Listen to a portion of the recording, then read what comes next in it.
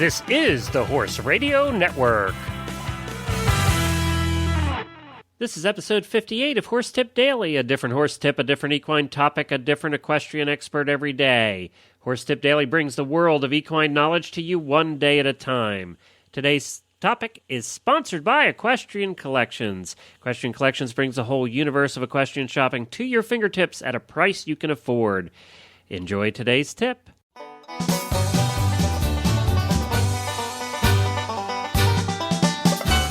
Glenn the Geek back with you from Lexington, Kentucky, horse capital of the world, and you're listening to Horse Tip Daily.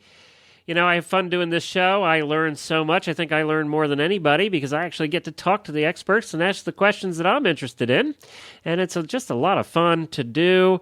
And, you know, we do have occasions where we bring on a recording from a show that was done previously, and today we have Heather Blitz back with us. She's one of the most popular experts that we have on the show. I hear from listeners all the time about Heather's tips. She is the co-host, or was the co-host actually, and there's just on the Dressage radio show with Chris Stafford. She's going to leave the show for a little while because she's moving from Denmark back to the United States. She's going to live in Florida and run an operation down there. So we wish Heather the best of luck. This will be the last tip we have from her in a while. We always share her training tips with you because she's just good at them, and I love how she presents them. She's a good teacher. And she's a professional dressage rider. She lives in Denmark now, and after, I think, 3 years in Europe, she's going to be heading back to the United States and running a training operation in Florida. So we do wish Heather the best of luck. This tip is from episode 18 of the Dressage Radio Show. If you'd like to listen to the whole show, Heather's last show as co-host, go to dressageradio.com, episode number 18. Before we get to Heather's tip, I just wanted to speak to you about fall and winter. You know, that time of year when things start to get chilly and you're raiding your closet and looking at the coats and going, oh, these are really crappy. I trashed this coat last year. I need to get a new one. Well, before you go back to the old standby, the store that you usually mail order from, give a try to Equestrian Collections. They have over 19 brands of coats and jackets for the rider, for the horse person. You can check them out there. They have all the Outback stuff too. They just have a ton of different English, Western, whatever you need. Go to equestriancollections.com first for your winter and fall wear. And don't forget your horse. They have all the sheets and blankets with over 24 different brands of sheets and blankets. They're just an endless variety and an endless prices, and their prices are great. Check them out at equestriancollections.com before you place that next order, and I think you'll be glad you did. If you order more than $120 worth of stuff, put in the coupon code STABLESCOOP, 2 words, STABLESCOOP, like the other show that I do, and STABLESCOOP, it will get you $10 off your next order of $120 or more. So that's StableScoop at checkout at equestriancollections.com. Well, Heather, let's get to your final tip for a while, and we appreciate all of your help. Well, I have something that sort of came up, again, quite often in the last clinic tour that I did. Riders that don't give the reins away enough or, lighten the hand enough and release the rein enough. And I think one of the things that I try to test to see with riders who I can't quite get to have, a loose enough rein or the too tight and too heavy in the hand is to have the rider try to test to see if just the fact that they give the rein, is that a signal to the horse that it means for them to go faster or for them to accelerate at all. And I think many times they find out that it does, even though in some cases it's very subtle, some cases it's less subtle.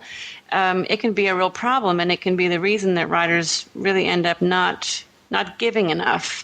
And, when you want your horse to be more round, you're looking for them to be softer and more through, more round. They have to have a moment of give in the rein for them to become more round. And I think another kind of mistake is that riders think that the horse will get round in the moment that they take the rein. I think it's a lot more effective to get across to riders that the horses give more roundness in the frame, more throughness in the frame in the moment that you give. So therefore, you've got to learn how to give the rein quite often. And I mean, there could be lots of reasons that riders don't give, and a very common one is riders that have a balance that relies too much on their hold on the rein, and their own body isn't in enough self-carriage. And when they give the rein, then they have to basically change their own balance in order to do it. And then when they have the rein, their balance changes again to kind of buy into the fact that they've got a hold on the rein. But, this idea that a lot of horses think as soon as you give the rein, it is more or less the signal to go faster is it's just a real interesting one. So I think a good way to test it is to take a transition, let's say, from trot into pretty promptly into halt. And once your horse establishes the halt, just give the rein completely away. And I would say 8 times out of 10, the horse will take a next step until or before the rider actually says that from the leg that the horse should take the step. And I think even if they're sort of not that significant, but they are stepping, I think it is significant. And the horse shouldn't make the decision to start moving more forward or accelerating simply because the horse or the rider opened the hand and gave the rein. And I think with repetition of trying this exercise, trot, halt, and then give the rein, if the horse takes a step before they're asked to, you should simply stop the horse again and give the rein until they learn to stay in the halt when you give the rein. And I think when that can be accomplished, or when the horse understands that, it's much easier then to give the rein also, say, after a normal half halt, which you might be riding around 10, 15 half halts in 120-meter circle. So if after every half halt you have a moment of lightness and giving in the rein, you could just be encouraging that much more throughness, that much more softness and self-carriage, which is what we're all looking for after a half halt. So sounds kind of simple, but when you kind of peel some layers off the onion and you look at what's, kind of underlying why half halts don't come, quote, through, I think this is one of the reasons that, like I said, about 8 times out of 10, if I tell my students to try it, it's not, or it is the case that horses are thinking lack of reins is a signal to go. So kind of interesting, and I think it makes a big difference to the horses and to the riders, and fairly quickly with some repetition, it really makes a big difference in their half halts. So that's kind of what I thought was important to use today as a training tip. Very good, Heather. Yeah, I agree. It's all about the sensitivity of what you're feeling in the hand and your independence of your seat too, isn't it? Well, yeah, and if the seat's not very independent, then that can be a big reason for having a hand that gets too strong, which would eventually, cause stiffness or resistance in the horse also. So there has to be an independence between the rider's body and what's happening in their hand. I mean, that's got to be a baseline skill to accomplish first. So you can give the reins, more or less whenever you want to. Not just when the horse says it's okay, but whenever you want to give the rein, you should be able to. Well, thanks to Heather again, and you can hear the whole episode with Heather and Chris Stafford at dressageradio.com, episode 18. And now I have kind of a fun email for you.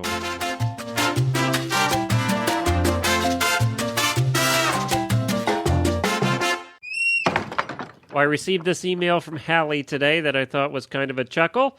She wrote, "Oh my gosh, I just Google imaged Glenn the Geek." That'd be me. That was so not what I was expecting. Glenn is adorable. I totally pictured glasses and suspenders. Not so. It turns out our Glenn has a full head and beard of deep brown-black hair. I'd have never guessed. Keep up the great work. Well, thank you, Hallie. I appreciate that. Although I gotta admit, when I got to "that was so not what I was expecting," I was afraid to read on after that. I was kind of a little concerned. And I do thank you. Full head of a beard of deep brown-black hair. You failed to mention the tremendous amount of gray that has crept in, and I appreciate that as well. Hallie, you're on my new favorites list, and thank you for the email. We do appreciate it.